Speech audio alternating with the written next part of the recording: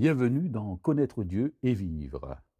Aujourd'hui, mes bien-aimés, nous allons partager la méditation de la parole de Dieu et le thème c'est pourquoi faut-il se pardonner? Pourquoi faut-il se pardonner? Et pour cela, nous allons prendre le livre de Matthieu, chapitre 18, et nous lirons les versets 21 à 35. Alors, Pierre s'approcha et lui dit, à qui? À Jésus. Seigneur, combien de fois pardonnerai-je à mon frère lorsqu'il péchera contre moi? Serait-ce jusqu'à 7 fois? Alors Jésus lui dit, je ne te dis pas jusqu'à 7 fois, mais jusqu'à 70 fois 7 fois.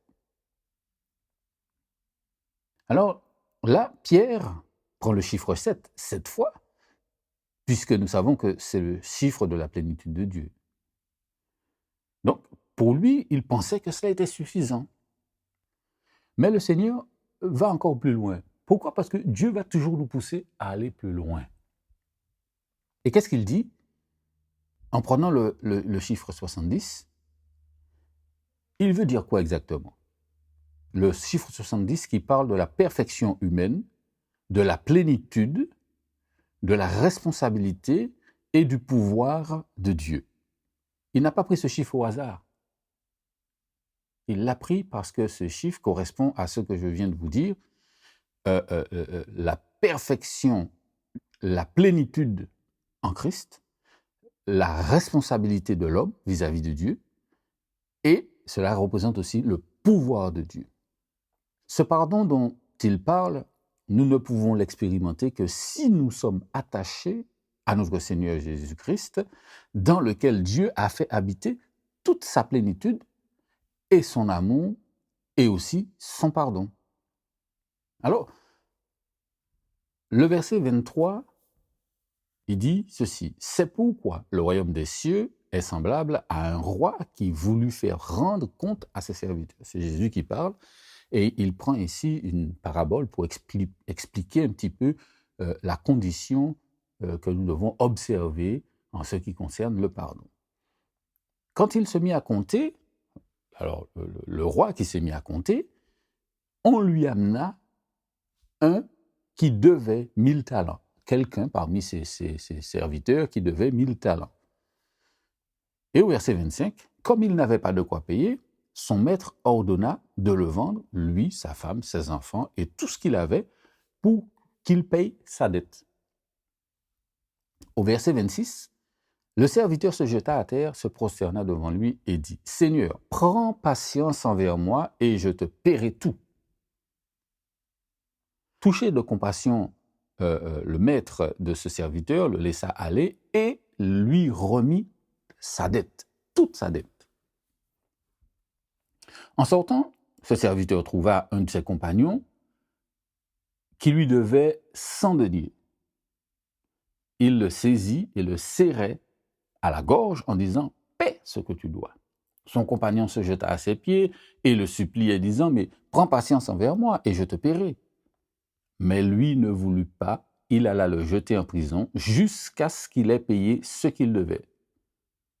Les compagnons de celui qui avait vécu ces choses, voyant ce qui arrivait, furent profondément attristés et ils allèrent raconter à leur maître tout ce qui s'était passé. Alors le maître fit appeler ce serviteur et lui dit « Méchant serviteur, je t'avais remis en entier ta dette parce que tu m'en avais supplié. Ne devais-tu pas avoir pitié de ton compagnon comme j'ai eu pitié de toi ?» Et son maître, irrité, le livra au bourreau jusqu'à ce qu'il ait payé tout ce qu'il devait. Et le verset 35 nous dit ceci. « C'est ainsi que mon Père céleste vous traitera si chacun de vous ne pardonne à son frère de tout son cœur. » Je reprends ce verset pour que nous puissions bien comprendre l'importance de la chose. Verset 35. C'est ainsi que mon Père céleste vous traitera si chacun de vous ne pardonne à son frère de tout son cœur. Et bien aimé, dans notre vie chrétienne, il y a ce qui est nécessaire et puis il y a ce qui est indispensable. Et le pardon est indispensable, car Dieu n'arrête pas de nous pardonner malgré le fait que nous soyons ses débiteurs. Le pardon n'est pas une option à laquelle on souscrit si on veut. Non, non, non. C'est un principe spirituel sur lequel on ne peut transiger. Cela fait partie de la vie normale du chrétien et elle démontre la progression de la lumière de Dieu en nous. Vous voyez que dès le départ, là, les bases sont posées. Le pardon, ce n'est pas quelque chose avec lequel on peut négocier. Non, non, il n'y a pas de négociation. Ce n'est pas une négociation, ce n'est pas une option. Cela fait partie intégrante de toute la nomenclature venant du Seigneur. Alors, allons dans Ésaïe 55, verset 7, et lisons ce qui est écrit. Que le méchant abandonne sa voie et l'homme d'iniquité ses pensées, qu'il retourne à l'Éternel, qui aura pitié de lui, à notre Dieu qui ne se lasse de pardonner, à notre Dieu qui ne se lasse de pardonner. C'est de la volonté de Dieu que nous vivions le pardon et aussi dans le pardon. Car c'est un principe et aussi une loi régalienne qui a été enseignée dans le royaume des cieux et qui nous est enseignée encore aujourd'hui. Le pardon est un principe et une loi régalienne qui est enseignée dans le royaume des cieux. On ne peut pas y échapper, c'est une loi qui est là et on ne peut pas passer à côté. Allons maintenant dans 2 Corinthiens 2, au verset 8 à 11, et lisons ce qui est écrit. « Je vous exhorte donc à faire acte de charité envers lui, car je vous ai écrit aussi dans le but de connaître, en vous mettant à l'épreuve, si vous êtes obéissant en toutes choses. Or, à qui vous pardonnez, je pardonne aussi. » C'est l'apôtre Paul qui parle aux Corinthiens. Il dit au verset 10, « Or, à qui vous pardonnez, je pardonne aussi. Et ce que j'ai pardonné, si j'ai pardonné quelque chose, c'est à cause de vous en présence de Christ. » C'est à cause de vous en présence de Christ. Afin de ne pas laisser à Satan l'avantage sur nous, car nous n'ignorons pas ses desseins. Vous voyez que le fait de pardonner désavantage l'ennemi. Celui qui ne pardonne pas, il se met en désavantage par rapport à Satan. Eu égard à Christ, en qui habite le pardon de Dieu, nous devons donc faire du pardon une cause profonde afin que notre ennemi ne vienne nous mettre dans l'embarras. Car il utilisera n'importe qui, un frère, une sœur, peu importe, qu'il soit dans l'église ou autre, et qui répondra à ses excitations. Et ceci pour nous amener à désobéir au commandement de Dieu, qui est de nous pardonner réciproquement. En effet, si je suis dans une situation de non-pardon, même si je prie, même si je chante, même si je loue, eh bien, je ne suis pas agréable à Dieu. Je ne suis pas agréable au Seigneur. Et ni même semblable à lui. Comme Dieu m'a pardonné en Jésus-Christ, de tout son cœur, de même, je dois pardonner à mon frère, à ma sœur, à mon prochain, de tout mon cœur. Alors, bien aimé, le pardon, c'est un choix, car il fait partie d'une ordonnance du Seigneur. On choisit d'obéir ou de désobéir. Allons maintenant dans Colossiens, au chapitre 3, versets 12 à 15. Mais c'est plus le verset 13 qui nous intéresse là. Mais nous allons lire quand même du verset 12 à 15. Ainsi donc, comme des élus de Dieu, saints et bien-aimés, revêtez-vous d'ardente compassion, de bonté, d'humilité, de douceur, de patience. Le verset 13. Supportez-vous les uns les autres, faites vos grâces réciproquement. Si quelqu'un a à se plaindre d'un autre, comme le Christ vous a fait grâce, faites vous aussi grâce de la même manière. Et puis, au verset 14, il ajoute, mais par-dessus tout, revêtez-vous de l'amour qui est le lien de la perfection, que la paix du Christ, à laquelle vous avez été appelés pour former un seul corps, règne dans vos cœurs, soyez reconnaissants. Donc vous voyez, pour former quoi? Un seul corps. S'il n'y a pas de pardon, on ne peut pas former un seul corps. Ce n'est pas possible. Parce que le pardon crée une scission, crée une indépendance, crée un fossé entre celui qui est offensé et celui qui est offensant. S'il n'y a pas de pardon, ça crée ce fossé-là. Donc, il ne peut pas y avoir un seul corps à ce moment-là. Ce n'est pas possible. Il nous a dit de nous supporter les uns les autres. Le verset 13, c'est ce que cela dit. L'apôtre ne s'arrête pas là. Et c'est Paul qui parle. Il va plus loin, il ajoute « et faites-vous grâce réciproquement ». Alors, pourquoi refusons-nous de donner accès au pardon à notre prochain? Serions-nous oublieux de là où nous fûmes sortis? Serions-nous devenus comme l'un de ceux qui n'ont jamais connu le Seigneur? Au verset 12, Paul nous dit « comme des élus de Dieu ». Comment pouvons-nous penser un seul instant être dans l'élection et ne pas participer à la vie, aux lois et aux ordonnances qui y sont attachées? Aurions-nous mis en oubli combien de fois et comment nous avons été pardonnés? Et bien aimés, pourquoi fermons-nous la porte du pardon à celui qui nous a offensés? Pourquoi?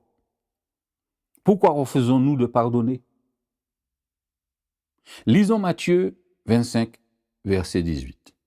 Ne croyez pas que je sois venu pour abolir la loi ou les prophètes. Je suis venu non pour abolir, mais pour accomplir. Voilà ce que Jésus a dit à propos de la loi. Pensez-vous que nous pourrons nous y soustraire? Le Fils de Dieu est venu pour accomplir la loi parfaite de Dieu. Si nous prétendons l'aimer et vouloir être semblables à lui, ô combien devrions-nous agir comme lui a agi? Qu'est-ce qu'il a dit? Ne croyez pas que je sois venu pour abolir la loi ou les prophètes. Je suis venu non pour abolir, mais pour accomplir. Alors, bien-aimés, accomplissons. Accomplissons. Continuons notre lecture dans le livre de Matthieu, chapitre 25. Nous lirons les versets 25 et 24. Si donc tu présentes ton offrande à l'autel, et que là tu te souviennes que ton frère a quelque chose contre toi, qu'est-ce que tu dois faire? Laisse là ton offrande devant l'autel et va d'abord te réconcilier avec ton frère. Puis, viens présenter ton offrande. Viens présenter ton offrande. Qu'est-ce qu'il faut comprendre? Dieu ne nous dira pas autre chose que ce qui est écrit dans sa parole. Mais, bien-aimé, qui est menteur depuis le commencement? N'est-ce pas notre ennemi, Satan le diable? Qu'est-ce que nous dit Jean au chapitre 8, verset 44? Vous avez pour père le diable et vous voulez faire ce que votre père désire. Il a été meurtrier dès le commencement. Il ne s'est jamais tenu dans la vérité parce qu'il n'y a pas de vérité en lui. Quand il dit des mensonges, il parle de la manière qui lui est naturelle parce qu'il est menteur et père du mensonge. Satan viendra toujours avec un mensonge pour nous corrompre devant la face de Dieu. Ceci dans le but de nous faire perdre le bénéfice de l'action de l'Esprit de Dieu en nous. Mon frère et ma sœur, Jean nous a dit ceci sous l'inspiration du Saint-Esprit. Le diable est un meurtrier. Quand il nous pousse à ne pas pardonner, il nous tue et il nous rend aussi meurtriers. Pourquoi? Parce que nous tuons l'autre. Nous devenons aussi meurtriers. Lorsque nous ne pardonnons pas, nous tuons l'autre. Et nous nous tuons en même temps. Son seul but est de nous faire mourir. Mais de quelle mort? De la mort intérieure. Son but est d'éteindre l'esprit en nous pour nous faire vivre non plus par la révélation du corps de Christ, mais par l'excitation de nos sens. Ainsi, nous serons en total désaccord avec la loi de Dieu. Il pourra maintenant nous influencer, nous infiltrer et modifier notre vision spirituelle pour nous assujettir par ses mensonges. C'est alors que nous commencerons à tenir des propos disgracieux, insolents, souillant notre être intérieur pour le réduire à rien, ce qui sera pour nous la mort devant Dieu.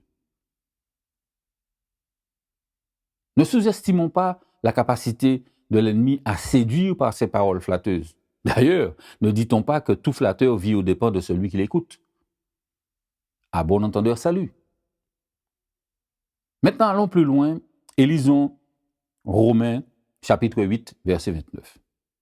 Car ceux qu'il a connus d'avance, il les a aussi prédestinés à être semblables à l'image de son Fils, afin que son Fils fût le premier-né entre plusieurs frères.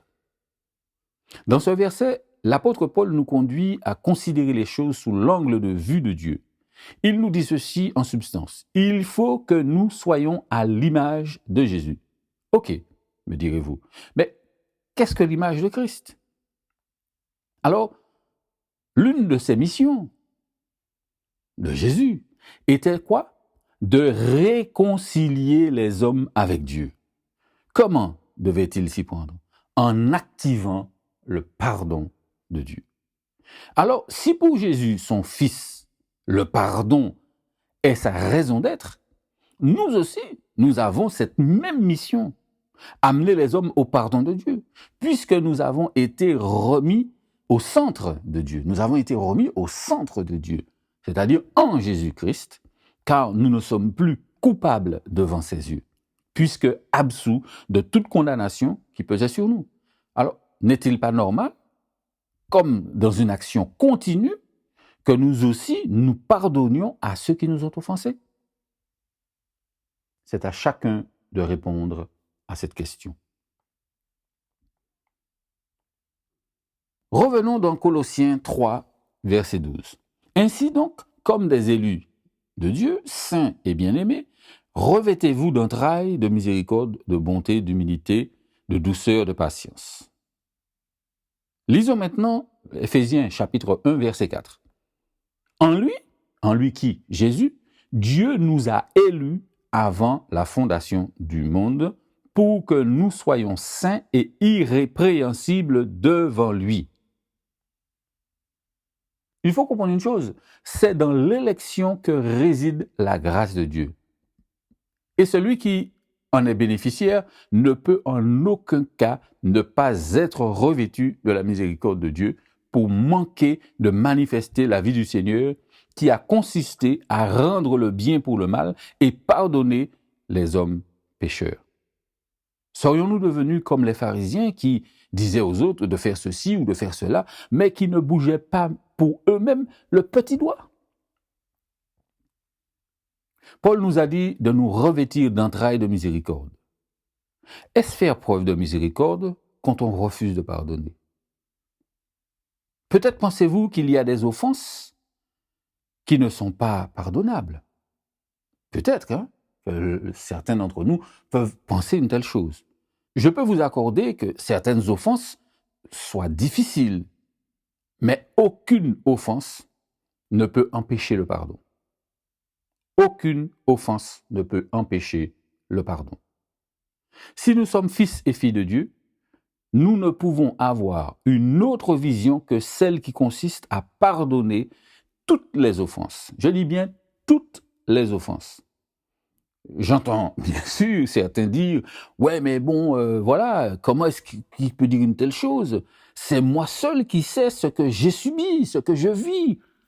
Voilà, il m'a fait ci, il m'a fait ça, elle m'a fait ci, elle m'a fait ça. » Je ne viens pas là prétendre que la blessure qui vous a été infligée sera facile à fermer et à cicatriser. C'est pas ce que je dis. Mais je crois que si nous sommes conduits, comme il est dit dans les 2 versets que nous avons lus par les fruits de l'esprit, alors nous accepterons volontiers de nous soumettre à la loi parfaite, la loi de vie qui est en Jésus-Christ. N'oublions pas que la vie que nous devons développer vient du dedans, pas du dehors. Lisons ce qui est écrit dans Galates 5, verset 15. Mais si vous vous mordez et vous dévorez les uns les autres, prenez garde que vous ne soyez détruits les uns par les autres. Si vous ne vous pardonnez pas, mais c'est une destruction. Et je vous ai dit plus haut que le diable vient pour nous tuer. Il est venu, ça c'est un meurtrier, il vient pour nous tuer. Et donc, si nous nous mordons, si nous nous dévorons, nous allons nous détruire les uns les autres. Comment est-ce qu'on peut devenir un corps de manière totale, bien coordonnée? Si par exemple, mon pied décide est fâché avec ma jambe, et puis décide, eh bien non, voilà, je sors de là. Mais il y a un problème là. Donc c'est ce qui se passe lorsqu'on ne se pardonne pas les uns les autres. Maintenant, allons dans 2 Corinthiens 5, versets 18 à 19. Et tout cela vient de Dieu, qui nous a réconciliés avec lui par Christ, et qui nous a donné le ministère de la réconciliation. Car Dieu était en Christ, réconciliant le monde avec lui-même, en n'imputant point aux hommes leurs offenses, et il a mis en nous la parole de la réconciliation. Et il a mis en nous la parole de la réconciliation. Autant il est illogique de prendre un marteau pour se fracasser la main, autant le manque de pardon est hors de la logique de Dieu. Cela dénote que je ne suis pas en communion avec lui. Et Jésus n'est pas non plus mon modèle. Sans Jésus, je ne suis rien. Bien sûr, c'est ce que nous répétons à longueur de journée. Et nous allons jusqu'à nous exclamer comme l'apôtre Paul en disant « Ce n'est plus moi qui vis, c'est Christ qui vit en moi ». Alors, si nous parlons de la sorte, nous n'avons aucune excuse pour ne pas pardonner à notre frère, à notre sœur. Car ce n'est pas une option facultative, mais la condition par excellence pour demeurer dans l'amour de Dieu et vivre dans la paix. Il nous a dit que le Père a mis en nous la parole de réconciliation. Je n'invente rien, nous l'avons lu plus haut là, dans le texte. Vous l'avez lu comme moi-même, vous l'avez entendu et compris comme moi-même.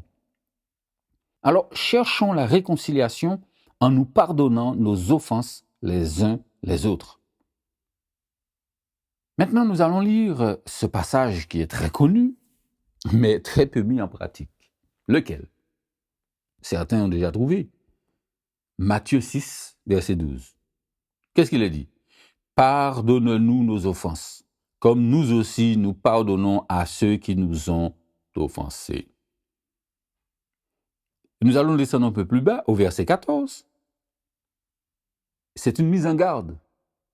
Si vous pardonnez aux hommes leurs offenses, votre Père céleste vous pardonnera aussi. Ce qui sous-entend que si vous ne pardonnez pas, le Père céleste ne vous pardonnera pas non plus.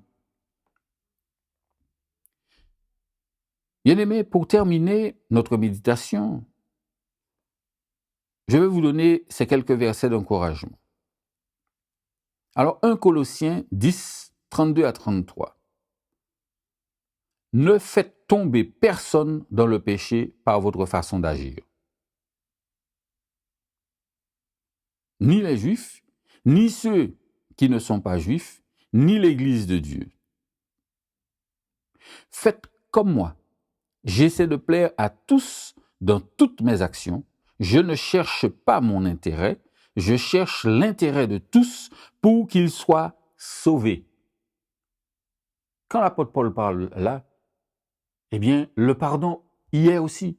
Mais comment vous pouvez mettre quelqu'un dans le salut si vous ne lui accordez pas le pardon. C'est pas possible. Vous le maintenez dans une erreur, vous le maintenez dans une faute, vous le maintenez sous l'égide de la condamnation. Colossiens 11, verset 1. Imitez-moi comme moi j'imite le Christ. Imitez-moi comme moi. Et c'est l'apôtre Paul qui parle, il dit cela. Imitez-moi comme moi j'imite le Christ. Qu'est-ce que Christ a fait? Christ a pardonné toutes les offenses. Donc lui aussi, il l'a fait. Nous aussi, nous devons faire de même, bien-aimés. Philippiens 2, 1 à 5. Le Christ vous rend plus fort. Son amour vous donne du courage et son esprit vous unit. Vous êtes pleins de tendresse et de pitié les uns pour les autres. C'est vrai, n'est-ce pas? Eh bien, remplissez-moi de joie en vous mettant d'accord. Ayez un même amour, un même cœur, une même pensée. Ne faites rien pour passer devant les autres ou pour que les autres vous admirent. Cela ne vaut rien. Au contraire, soyez simples et pensez que les autres sont meilleurs que vous. Ne cherchez pas votre intérêt à vous, mais cherchez l'intérêt des autres. Si tu cherches l'intérêt des autres, mon frère, ma sœur, qu'est-ce que tu feras? Tu vas pardonner. Parce que c'est son intérêt que tu cherches. Tu ne cherches pas ton intérêt. Si tu cherchais ton intérêt, tu regarderais sa faute et tu le condamnerais sans aucune pitié, sans aucune bonté, sans aucune miséricorde. Il est vrai que certaines actions des hommes sont condamnables au plus haut point. Mais toute action condamnable trouve en Jésus-Christ l'action du pardon. Allons chercher en Christ cette action du pardon. Et pour terminer, nous allons voir dans Proverbe 19, verset 11.